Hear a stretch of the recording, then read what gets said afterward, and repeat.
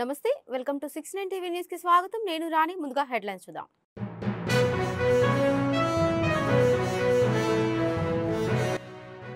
6 గ్యారెంటీలని చెప్పి అర గ్యారెంటీ మాత్రమే అమలు చేశారు షాబాద్ రైతు ధర్నాలో సీఎం రేవంత్ రెడ్డిపై నిప్పులు చెరిగిన కేటీఆర్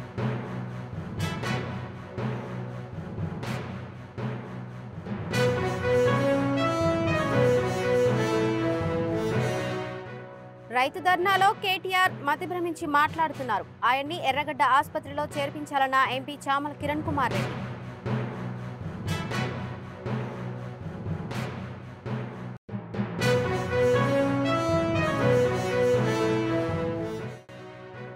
ద్విచక్ర వాహనాలతోనే ఎక్కువ రోడ్డు ప్రమాదాలు జరుగుతున్నాయి ఇప్పటికీ 70% మంది హెల్మెట్ ధరించడం లేదన్న రవాణా శాఖ అధికారులు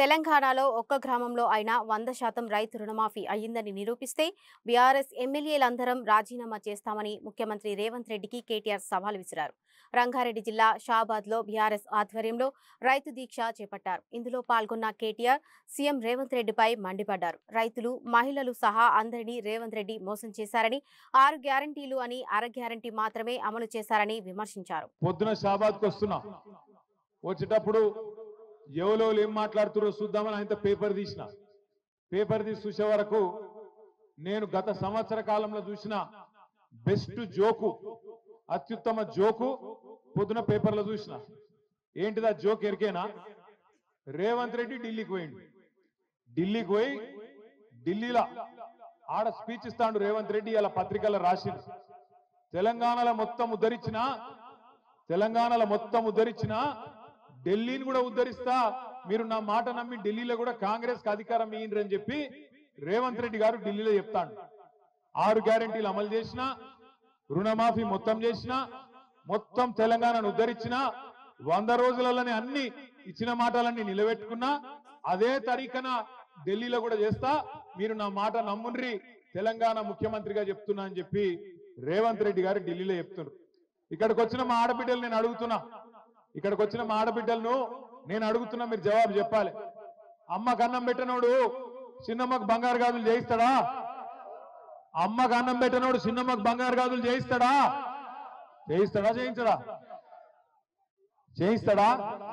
చేయించాడు కూట్ల రాయి తీయనోడు ఏట్ల రాయి తీస్తాడా తెలంగాణను ఉద్ధరించినోడు అంటే ఢిల్లీలో ఉద్ధరిస్తాడా పోయి అబద్ధాలు చెప్పొచ్చు నా ముఖ్యమంత్రి అంటోడు 6 గ్యారెంటీలు అమలు చేసేసినట్టు అయిపోయిందట ఇప్పుడే చెన్నమ్మ చెప్పింది చెన్నమ్మకు బాగా కోపం వచ్చింది ఏమన్నది చెన్నమ్మ వీడు లంగున్నాడు రుణమాఫీ చేసిన అని చెప్తుండు యాడ చేసిండు నాకు 55,000 లోన్ ఉన్నది రుణమాఫీ కాలేదు యాడ చేసిండని లొల్లి పెడుతుంది మరి ఏం చేయాలి చెన్నమ్మ అన్న ఏం చేయాలి మరి నువ్వు అన్నది నేను చెప్తా అయితే నా మీద కేసు పెడతారు మళ్ళా ఇక ఒక మాట అన్నది కనుక నేను అన్నా చెన్నమ్మను బాగా వైలెంట్ ఉన్నావు ఏం సంగతి నువ్వు ఏ ఊరని అడిగితే నాకు పక్కకెళ్ళి అవినాష్ చెప్తుండు జర ఆ ఊళ్ళో కొద్దిగా గరం ఉంటారన్న మనుషులందరని చెప్తున్నాడు మా తమ్ముడు అవినాష్ రెడ్డి ఏ ఊరు అది గుమ్మడిగూడెం కొద్దిగా జాగ్రత్తగా ఉండాలి కుమ్మడిగూడెం వాళ్ళతో బాగా వైలెంట్ ఉన్నారు నేనేమంటున్నా అంటే 6 గ్యారెంటీలు అన్నాడు అర గ్యారెంటీ అమలైంది ఏదా అర గ్యారెంటీ ఫ్రీ బస్సు ఆ ఫ్రీ బస్సు ఒకటి మాత్రం అమలైంది ఇక బస్సు ఆపుతుర్రా లేదో నాకు తెలియదు ఇక మరి కొంతమంది ఏమో మా రత్నమ్మనే వచ్చి లొల్లి పెడతాను మా ఊరికి బస్సే దిక్కులేదు ఫ్రీ బస్ ఎక్కడిదని ఆమె లొల్లి పెడుతున్నావు లేదా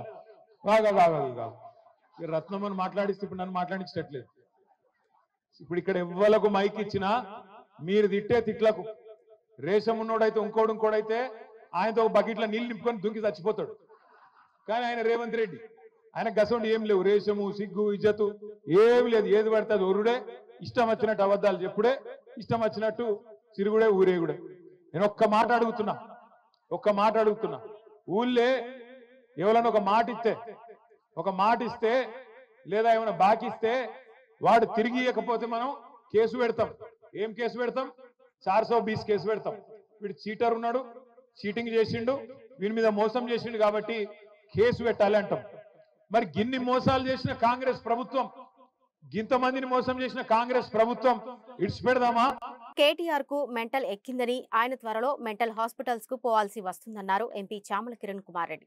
తెలంగాణ కోసం నువ్వు మీ నాయన కేసీఆర్ సోనియా గాంధీ కాళ్ల మీద పడ్డ ఫోటోలు ఇంకా ఉన్నాయన్న సంగతి మర్చిపోకని గుర్తు చేశారు. తెలంగాణలో కాంగ్రెస్ ప్రభుత్వం 6 గ్యారంటీలు కాదు అర గ్యారంటీ కూడా చేయలేదని షాబాద్ రైతు ధర్నాలో కేటీఆర్ చెప్పడం హాస్యాస్పదమన్నారు ఎంపీ చామల. మీరు తెలంగాణలో కాంగ్రెస్ ప్రభుత్వం 6 గ్యారంటీలు కాదు అర గ్యారంటీ కూడా ఇవ్వలేదు అంటారు. మీరా చెప్పేది 2014-18 మేనిఫెస్టోలో గుండు సున్నా మీరు చేసింది 20% కూడా చేయని మీరు ఈ రోజు నోటికొచ్చిందల్లా మాట్లాడుతుంటే తెలంగాణ ప్రజలు చూసి ఏమనుకుంటారని ఒక ఆలోచన కూడా లేదు. అధికారం కోల్పోయిన తర్వాత నిద్ర పట్టక ఏది పడితే అది చెప్పిందే చెప్పి ఎన్నిసార్లు చెప్తారు? ఏకకాలంగా నువ్వే మన ఈ మధ్య ఒప్పుకున్నాం, మేము 10 సంవత్సరాలల్లా రైతులకు అన్ని రకాలుగా 85,000 కోట్ల రుణమాఫీ చేసినామని చెప్పి అన్ని కలిపి మేము ఒక్క సంవత్సరంలోనే రైతుకు 50,000 కోట్ల పైచిలకు రుణమాఫీయే కాకుండా రకరకాల స్కీమ్ల ద్వారా ఇచ్చినాం. ఓన్లీ రుణమాఫీయే మేము దగ్గర 24 లక్షల మంది రైతులకు 21,000 కోటి మేము ఏకకాలంగా ఇచ్చినాం. మీరు ఇచ్చింది మిత్తి మాత్రమే. ప్రతి సంవత్సరం 5,000 రైతు బంధు కింద ఇచ్చారు. మేము ఆల్రెడీ రైతులకు చెప్పినాం, రైతు భరోసా అనేది ఎవరైతే రైతులు పొలం చేసుకుంటారో వాళ్ళకే ఇస్తాము. రోడ్లు రప్పలు ఏమంటారు రియల్ ఎస్టేట్ చేసిన భూములకు మీ మాదిరిగా ఇయ్యమని చెప్పి, ఎందుకంటే ప్రజాధనాన్ని దుర్వినియోగం చేయం, రైతులకు ఇస్తానది రైతులకే ఇస్తాం. ఎందుకంత ఆవేశపడుతున్నావు? ఓ పక్కన నువ్వు చేసినటువంటి దౌర్భాగ్యపు చర్య HMDA పైసలు తీసుకొని దారదత్తం నీ దోస్తుల కోసం చేసుకున్నది కాకుండా ఇప్పుడు తప్పుడు ప్రచారం చేస్తూ ఢిల్లీలో రేవంత్ రెడ్డి గారు ఏదో చెప్తుండు. కాంగ్రెస్ ప్రభుత్వం మీ నాయన చెప్పిండా కాంగ్రెస్ ప్రభుత్వం మోసం చేస్తుంది ప్రజలని? తెలంగాణ మీ నాయన ఇచ్చిందా? యూపీఏ ప్రభుత్వం ఉన్నప్పుడు తెలంగాణ ఇచ్చిందన్న ఒక్క సోయి కూడా లేదు నీకు. నువ్వు మీ నాయన మీ కుటుంబ సభ్యులంతా పోయి సోనియా గాంధీ కాళ్ళ మీద పడ్డ ఫోటోలు ఇంకా ఉన్నాయనేది మర్చిపోతున్నావు. కాంగ్రెస్ వాళ్ళు మోసం చేస్తారని చెప్తే కూడా ఆడబిడ్డలు ఇల్లేదా? ఏం మాట్లాడుతున్నావు కేటీఆర్? నువ్వు 2014-18లో ఒక్క పైసా పనికిరాని రాజకీయం చేసిరు, పనికిరాని రాజ్యం వెళ్ళిరు మీరు.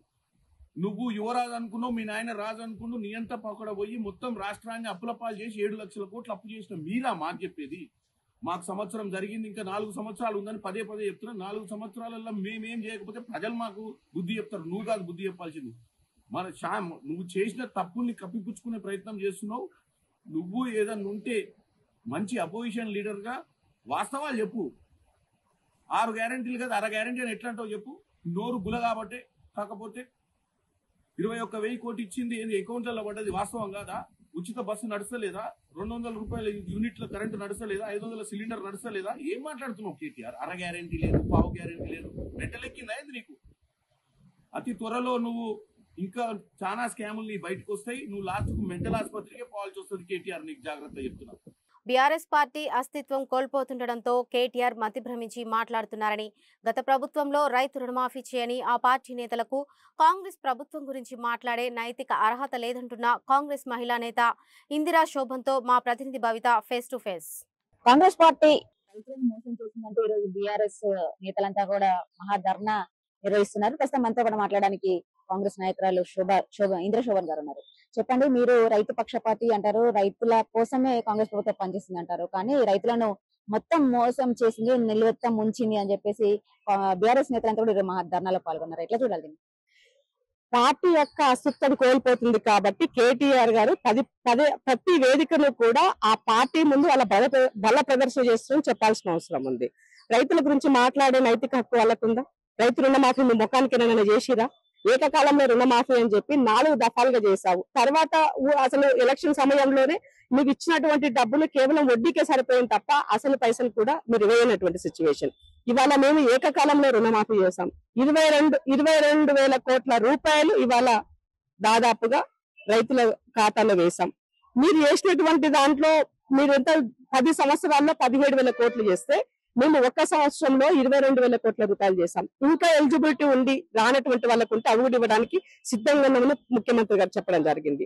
ఇవాళ రైతు పండినటువంటి పంటకు వరి ధాన్యానికి మద్దతు ధర కింద బోనస్ 500 రూపాయలు మేము ఇస్తామని చెప్పినాం. మద్దతు ధర కాకుండా 500 రూపాయలు బోనస్ అన్నాం. దాని కింద ఒక్కొక్కరికి మినిమం 16-18,000 రూపాయలు ఒక రైతుకి బెనిఫిట్ అయింది. లక్షల్లో బెనిఫిట్ అయినటువంటి రైతులు కూడా దాంట్లో ఉన్నారు. ఇవాళ రైతుకి భరోసాకు సంబంధించి రైతు బంధు అన్నది మీరు పెట్టి మీరు ఎక్కడెక్కడైతే దుర్వినియోగం చేశారో రైతు యొక్క నిధులను 22,000 కోట్ల రూపాయలు దాదాపుగా రాళ్లు రప్పలు వెంచర్స్ చేసేటికి ఇవ్వడం ద్వారా 22,000 కోట్ల నష్టం జరిగింది. ఇవాళ ఆ ఆర్థిక నష్టాన్ని పూడ్చడం కోసము ఇవాళ మేము ఆ ఆర్థిక నష్టాన్ని తిరిగి ఈ ప్రజలకి రైతులకి ఇవాళ చేయాలి అని అంటే మేము ఏం చేయాలన్న దానికి మేము ప్రణాళిక చేసుకున్నాం. దాంట్లో భాగంగానే రైతు భరోసా కొంత సమయం లేట్ అయ్యింది. జనవరి 26వ తారీఖు నాడు ఎవరైతే వ్యవసాయం చేస్తారో నిజమైన రైతన్నకి బెనిఫిట్ జరగాలి, పెట్టుబడి సాయం అంటే వాళ్ళకి అందాలి అని మేము అనుకున్నాం. కాబట్టి ఇవాళ ఆ వ్యవసాయం చేసేటువంటి రైతు యొక్క డేటాను ఏఈఓ ద్వారా తీసుకున్నాం. దానికి భూభారతిలో కూడా కొంత పొందుపరిచున్నాము. వీటన్నిటి నేపథ్యంలో రేపు జనవరి 26వ తారీఖున అమలు అవుతుంది. మరి ఇవన్నీ చేస్తున్నందుకు అక్కసుతో కడుపు మంటతో వాళ్ళని దీక్ష చేస్తున్నాం అని అడుగుతున్నాను. మేము రైతన్నకి బెనిఫిట్ చేస్తున్నామని మీకు అక్కసా? మీరు చేయలేకపోయిందని కడుపు మంటనా? దేనికోసం దీక్ష? లేకపోతే తిన్నదరుగుతలేదని రోడ్ల మీద బండి పొందుతాండ్రా? దేనికి దీక్ష? కాబట్టి కేటీఆర్ గారు ఆలోచించుకోవాలా, ఆత్మ పరిశీలన చేసుకోవాలా. ఇవాళ పదే పదే రోజు నిత్యము వార్తల్లో ఉండాలి, ఏదో ఒక యాక్టివిటీ మేము చేస్తున్నామని చెప్పుకోవడం కోసము నువ్వు మైక్ దొరకగానే ఇష్టమైన స్టేట్మెంట్లు మీరు చేస్తున్నారు.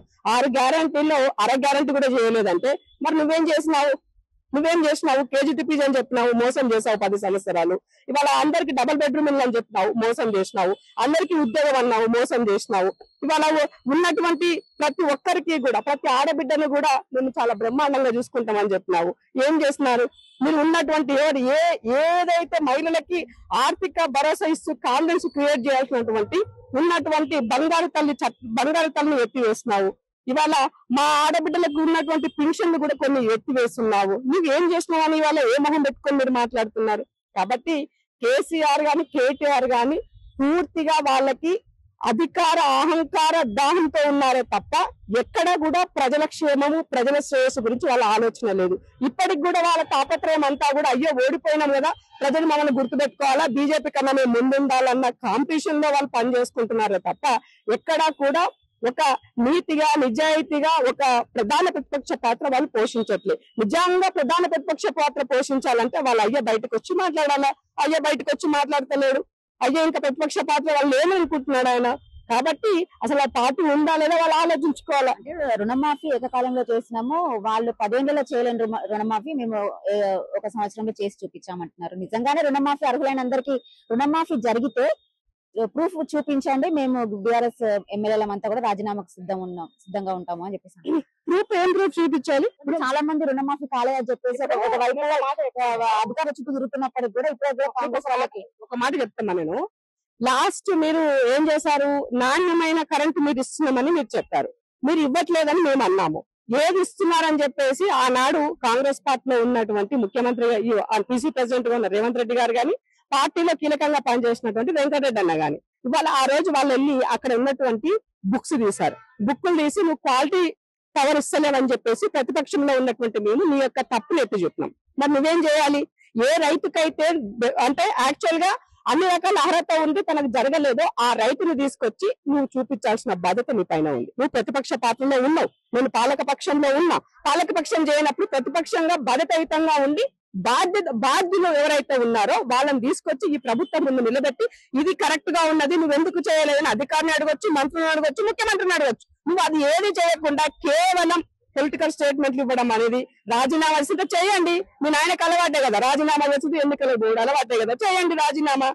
తిండి ఎక్కువై రాజీనామా చేస్తున్నారు, డబ్బులు ఎక్కువై దాచుకునే డబ్బులు ఎక్కువై రాజీనామా చేస్తారు తప్ప ఎక్కడ కూడా ప్రజల పట్ల వాళ్ళకి చిత్తశుద్ధి లేదని దీన్ని బట్టి తెట్టదిల్లమవుతుంది. అంటే ముఖ్యంగా కొంతమంది రైతులు వాళ్ళ దృష్టికి తీసుకొచ్చిన విషయాలు అంటే మాకు రుణమాఫీ కాలేదు, మేము అర్హులమైనప్పటికీ అంటే 1,00,000 రూపాయలు ఉన్న వాళ్ళు ఉన్నారు, 1,00,000 ఉన్న వాళ్ళు ఉన్నారు, 2 లక్షలకు పైగా కూడా కొంతమందికి రుణమాఫీ కాలేదు అని చెప్పేసి వాళ్ళ దగ్గరికి వచ్చిన సందర్భం ఉంది. వాళ్ళ పేర్లతో సహా కూడా వాళ్ళ ప్రెస్ మీట్లలో వాళ్ళు చూపించిన పరిస్థితి కనబడుతుంది. కావాలంటే 2 లక్షల పైన ఉన్న వాళ్ళు అంటే ఎంత అమౌంట్ ఉంటే అంత కట్టుకోండి, రిమైనింగ్ మేము చేస్తామని చెప్పేసి ఇచ్చినటువంటి హామీ కూడా ఎక్కడ పోయిందని చెప్పేసి వాళ్ళు ప్రశ్నిస్తున్న పరిస్థితి కనబడుతుంది. వాళ్ళు ఎప్పటి నుంచో కూడా రుణమాఫీ కాలని చెప్పేసి అధికారుల చుట్టూ తిరుగుతుంటే కూడా ఒకరు కూడా పట్టించుకున్న పరిస్థితి లేదు అంటున్నారు. మీరు టెక్నికల్ గా మీ దగ్గర ఏమైనా వాళ్ళ దగ్గర టెక్నికల్ గా ఇవ్వాల్సినటువంటి పేపర్లు ఏమైనా ప్రాబ్లం ఉంటే జరగకపోయిండొచ్చు. నిజంగానే నాకు జరగని వాళ్ళు ఉంటే మీరు తీసుకురండి, చేస్తాము, ఇవ్వడానికి మేము సిద్ధం ఉన్నామని ముఖ్యమంత్రి చెప్పారు స్వయాన.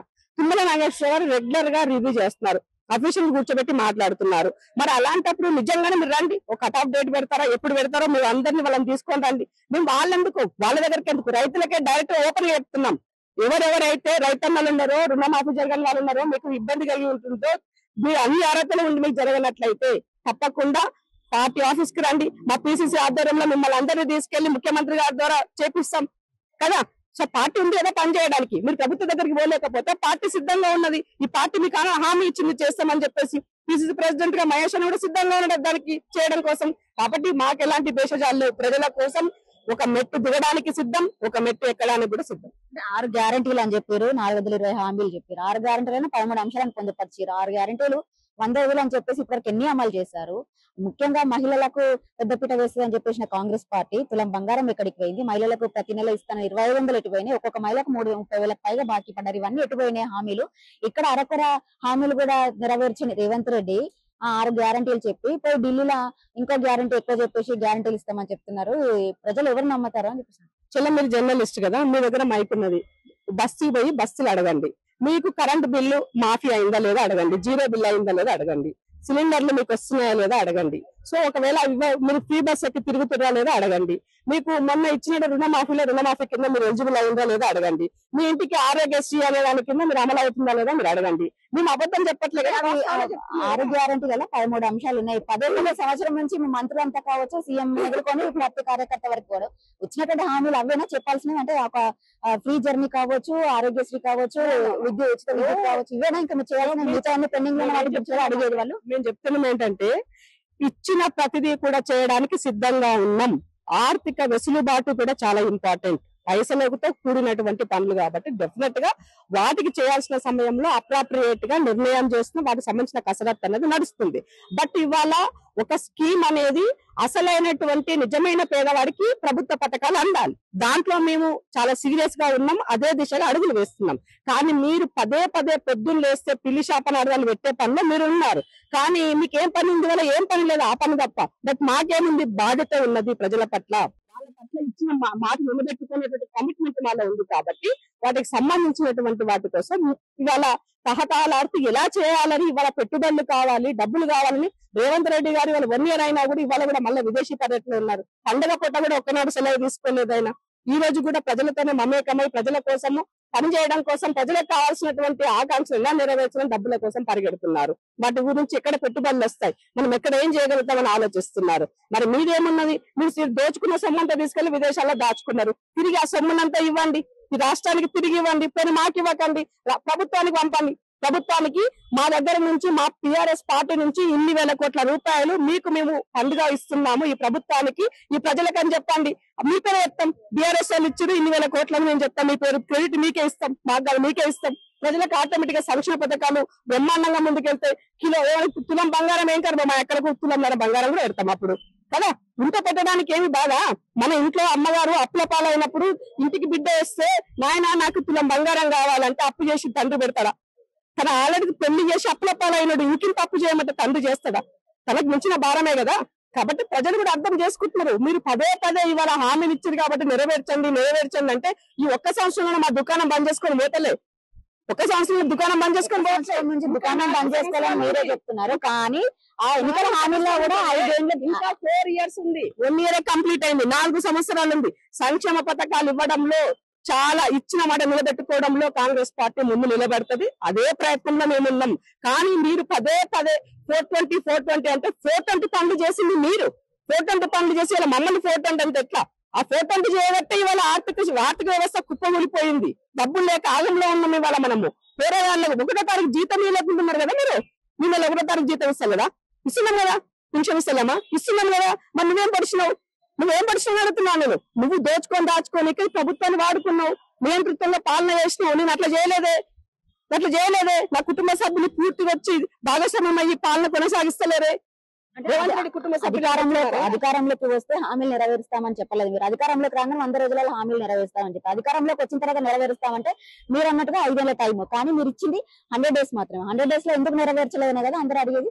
అమ్మ మేము కూడా అంతా బాగుంటే 100 రోజులు ఏం కర్మ, వచ్చిన రోజే ఏడయ్యడం సిద్ధంగా ఉన్నాం. కానీ ఉన్నటువంటి వ్యవస్థలో పూర్తిగా ఎక్కడ చేయి పెట్టినా, ఏం చేసినా, ఏ స్కీమ్ చూసినా కూడా మీరు చేసినటువంటి దగాకోరు పనులు, సన్యాసి పనులు అన్ని అన్న కనబడుతున్నాయి. అలాంటప్పుడు ఎట్లా నడుపుతామో నడుపుతున్నాను నేను. ఏమన్నా మాట్లాడితే ఆ రోజు తెలియదా అంటున్నారు.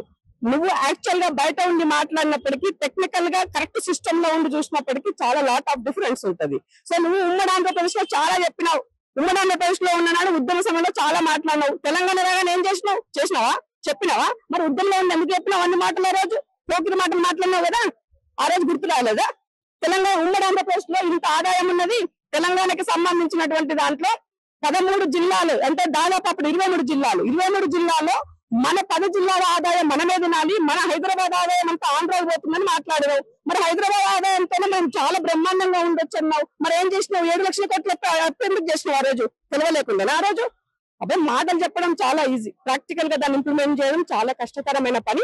బట్ ఆర్థిక వ్యవస్థను గాడిలో పెట్టుకోవడం ఇవాళ మన ముందున్నటువంటి ముఖ్యమైనది. దీనికి తోడు కేంద్రం నుంచి రావాల్సినటువంటి నిధులు కూడా ప్రాపర్ గా రాకపోవడం కూడా కష్టమైన పని. సో కేంద్రం వాళ్ళు కూడా గోతిక నక్కలాగా ఎదురు చూస్తారు బీజేపీ వాళ్ళు. ఇక్కడ పైసలు ఇవ్వకపోతే పాలన చక్కగా జరగదు, ప్రజల్లో వ్యతిరేకత వస్తుంది. అప్పుడు ఆటోమేటిక్ గా రేవంత్ రెడ్డి సంగతి చూడొచ్చు వాళ్ళు మాట్లాడుకుంటున్నారు. కాంగ్రెస్ పార్టీ ఎట్లుంటో చూస్తామో వాళ్ళు అనుకుంటున్నారు. దానికి మీరు రాజ్యం పోస్తున్నారు ప్రతిసారి. కానీ కమిట్మెంట్ ఉన్నటువంటి వ్యక్తిగా రేవంత్ రెడ్డి ముఖ్యమంత్రిగా ఆయన పనితనంతో ఆయన పని చేస్తూ ఉన్నారు. ప్రజలకి ఓపిక ఉంది, లీడర్లకే ఓపిక లేదు. తప్పకుండా ఇచ్చిన ప్రతి మాట నెరవేరుస్తాం. వాళ్ళ యొక్క హామీ కోసమే వాళ్ళ జీవితంలో చివరి నిమిషం, చివరి రక్త బొట్టు వరకు పనిచేయడానికి నేను సిద్ధమని రేవంత్ రెడ్డి గారు మొన్ననే చెప్పినారు. మళ్ళా అదే ప్రశ్నలు ఏమంటారు, పాడిందే పాట పాసండా దాసరా అదే మాట మాట్లాడితే ఏం ఉపయోగం చెప్పండి? బోనస్ పేరు చెప్పారు, రైతు భరోసా ఎగ్గొట్టే ప్రయత్నం చేస్తున్నారు. ఇప్పటికే 2 ఇన్స్టాల్మెంట్ లో కూడా రైతులు రైతు భరోసాను కోల్పోయారు. హామీలలో ఇచ్చినప్పుడు ఎకరాకి 15,000 చెప్పి ఇప్పుడు 12,000 తగ్గించారు. ఖచ్చితంగా 15,000 ఇచ్చే వరకు పోరాడతాము, ధర్నాలు చేస్తూనే ఉంటాము అంటున్నారు. చేయమని రోడ్డు మీద కూర్చోమనండి, తినొద్దని ఒక్క మెక్కుడు తినొద్దని చెప్తున్నాను కేటీఆర్ కి. ఒక్క మెతుకు కూడా వినకన్నా నువ్వు సన్నగా కావాలా, ఇట్లా చేప పిల్లలకి ఎండాలా నువ్వు, అప్పుడే కనుక కష్టం. అసలు మీరు చేసిన తప్పులేందనేది మీకు అర్థమైపోతుంది. నువ్వు డబ్బులు ఉంటే చేయడానికి ఎవరికేంటమ్మా బాధ కాదు కదా. రేవంత్ రెడ్డి దగ్గర డబ్బులే ఉంటే నిజంగానే ఖజానా బ్రహ్మాండంగా ఉన్నట్లయితే మా అన్న 7,500 కాదు మీకు ఇచ్చిన హామీలో, 15,000 రూపాయలు కాదు 20,000 కూడా మేము సిద్ధంగా ఉన్నాం. అది కావాలి కదా. సో ఇవాళ ఉన్నటువంటి ఆర్థిక వెసులుబాటుని బట్టి ఇవాళ 12,000 సంవత్సరానికి 12,000 ఇస్తామని చెప్పాం. ప్రజల నుంచి వ్యతిరేకత లేదు, వీళ్ళ నుంచి మాత్రమే వ్యతిరేకత వస్తున్నది. సో తప్పకుండా ఇచ్చిన ప్రతి మాటని నిలబెట్టుకోవడానికి మేము సిద్ధంగా ఉన్నాం. 4 సంవత్సరాల కాలం ఉన్నది. రైతులను ఒప్పించుకుంటాం, ప్రజలను ఒప్పించుకుంటాం. అది మా బాధ్యత, మీకెందుకు బాధ అని అడుగుతున్నాం మేము. సో తొందరలో ఉప ఎన్నికలు కూడా రాబోతున్నాయని చెప్పేసి ఒక కామెంట్ చేశారు. దీన్ని ఎట్లా చూడాలి? పగటి కళలు అంటున్నారు వాళ్ళంటారు. అందుకే ముందే కనుక చెప్పిన అధికార దాహంతో తాతాలాడుతూ పదే కోట్ల చుట్టూ తిరుగుతున్నారు. మరి లాస్ట్ టైం మీ పార్టీలో కూడా చాలా ఫిరాయింపులు జరిగినాయి. మా పార్టీకి సంబంధించిన 12 మంది మీ పార్టీలు వేసుకున్నారు. మరి ఆ రోజు ఎందుకు గుర్తురాలే ఈ ఫిరాయింపులు? అంటే నువ్వు ప్రతిపక్షంలో రాగానే అన్ని యాదికి వస్తున్నాయి, గురువింద సామెత యాదికి వస్తుంది ఇప్పుడు నాకు ఈ సందర్భంగా. కాబట్టి కేటీఆర్ గారు మాట్లాడే ప్రతి మాట కూడా రిపీట్ అవుతుంది. మీరు ఆ రోజు ఏం చేశారు, ఇవాళ ఏం చేస్తున్నారు, ఇవాళ ఏం మాట్లాడుతున్నారు, ఇది సమాజం మాట్లాడుకుంటుంది, మనం మాట్లాడుకోకర్లే. ఇది మొత్తానికి కాంగ్రెస్ పార్టీ అంటే ఒక కమిట్మెంట్ తో పనిచేస్తుందని చెప్పేసి ఇంద్రశోభన్ చెప్తున్న పరిస్థితి కనబడుతుంది. అధికారంలో ఉన్నప్పుడు ఒక మాట, అధికారం పోయాక ఒక మాట మాట్లాడుతున్నారు బీఆర్ఎస్ నేతలు అంటూ కూడా వాళ్ళు కామెంట్ చేసిన పరిస్థితి కనబడుతుంది. Camera person Srikanth, 690 TV. విజయవాడలో రహదారి భద్రత మాసోత్సవాలను డిప్యూటీ ట్రాన్స్పోర్ట్ కమిషనర్ మోహన్ ప్రారంభించారు. ఈ నెల 16వ తేదీ నుంచి వచ్చే నెల 15వ తేదీ వరకు 36వ రోడ్డు భద్రత మాసోత్సవాలు నిర్వహిస్తున్నామని తెలిపారు. రాష్ట్రంలో ప్రమాదాల సంఖ్య పెరిగిందని, అందులో ఎన్టీఆర్ జిల్లా ప్రథమ స్థానంలో ఉందన్నారు. రోడ్డు ప్రమాదాలలో ఎక్కువగా ద్విచక్ర వాహనాల వల్లే జరుగుతున్నాయని, హైకోర్టు ఆదేశాల మేరకు ప్రతి ఒక్కరూ హెల్మెట్ ధరించేలా చర్యలు తీసుకుంటున్నా ఇప్పటికీ 70% మంది హెల్మెట్ వాడటం లేదని తెలిపారు. మాసోత్సవాలు నిర్వహిస్తున్నాం. మనకు మోటార్ వాహనాల చట్టం, కొత్త చట్టం మనకు 1/7/1989 నుంచి అమల్లోకి వచ్చింది. అప్పటి నుంచి కూడా జనవరి నెలలో ప్రతి మొదటి వారాన్ని కూడా రహదారి భద్రత వారోత్సవాలకు మనం ఒక వారం పాటు జరిపేవాళ్ళం. మరి వారం పాటు జరిగి మనం కనుక సలహాలు సూచనలు కనుక ప్రజలందరికీ ఇస్తే మిగిలిన 51 వారాలు కూడా వాళ్ళ భద్రత వహించిన నినాదాలతో వారి యొక్క సేఫ్ డ్రైవింగ్ చేసుకుంటారనే ఉద్దేశంతో government of India, minister of road transport and highway వాళ్ళు ఇచ్చినటువంటి ఆదేశాల మేరకు దేశవ్యాప్తంగా ఈ యొక్క ప్రమాదాలు నివారించడానికి తగు చర్యలు తీసుకున్నారు. కానీ గత 3-4 సంవత్సరాలుగా ప్రమాదాలు ఇంకా నేషనల్ హైవేస్, ఎక్స్ప్రెస్ వేస్ ప్రమాదాలు ఎక్కువ జరుగుతున్నాయనే భావనతో వారం రోజుల పాటు చేస్తే సరిపోతుంది, ఒక నెల పాటు జరపాలని చెప్పి minister of road transport. Tirumala Venkateswara స్వామిని పలువురు ప్రముఖులు దర్శించుకున్నారు. సినీ రచయిత విజయేంద్ర ప్రసాద్, తమిళ నటి నీలిమా రాణి, తెలుగు నటి దివి స్వామిని వేర్వేరుగా దర్శించుకున్నారు. శ్రీవారి సుప్రభాత సేవలు పాల్గొని మొక్కులు చెల్లించుకున్నారు. అనంతరం రంగనాయకుల మండపంలో వేద పండితులు వేద ఆశీర్వచనం చేశారు. ఆలయ అధికారులు శ్రీవారి తీర్థ ప్రసాదాలు అందజేసి పట్టు వస్త్రంతో సత్కరించారు.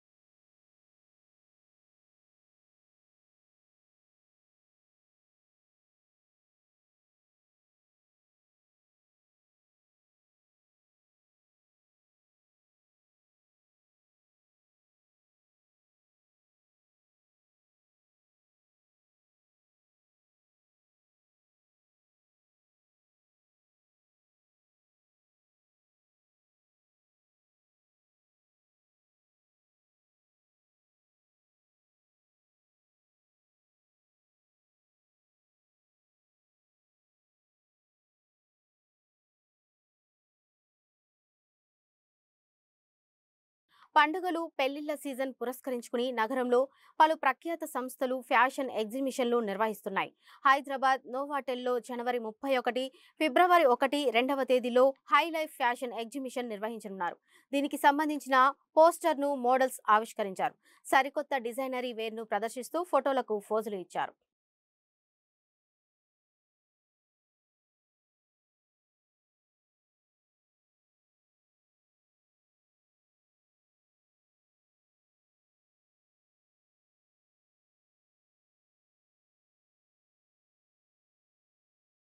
అందరికీ నమస్కారం. నేను మీ ప్రకృతి కమ్మ.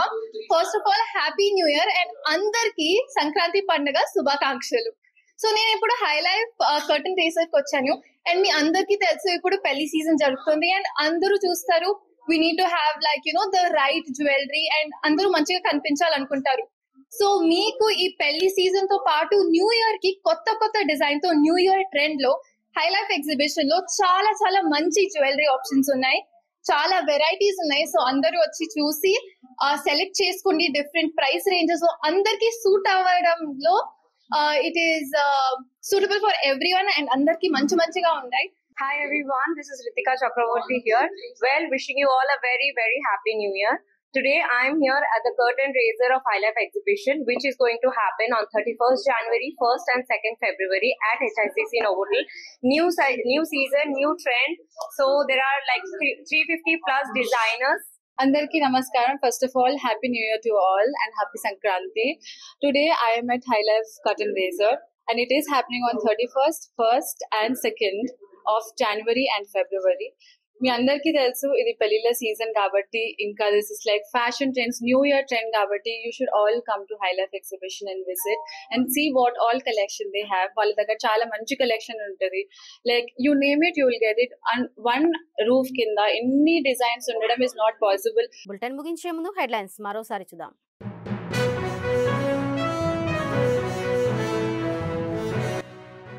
6 గ్యారంటీలని చెప్పి అర గ్యారంటీ మాత్రమే అమలు చేశారు. షాబాద్ రైతు ధర్నాలో సీఎం రేవంత్ రెడ్డిపై నిప్పులు చెరిగిన కేటీఆర్.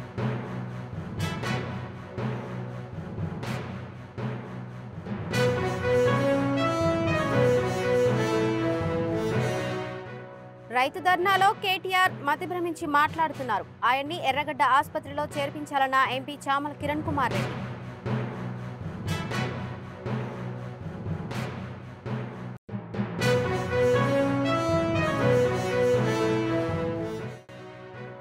ద్విచక్ర వాహనాలతోనే ఎక్కువ రోడ్డు ప్రమాదాలు జరుగుతున్నాయి. ఇప్పటికీ 70% మంది హెల్మెట్ ధరించడం లేదన్న రవాణా శాఖ అధికారులు.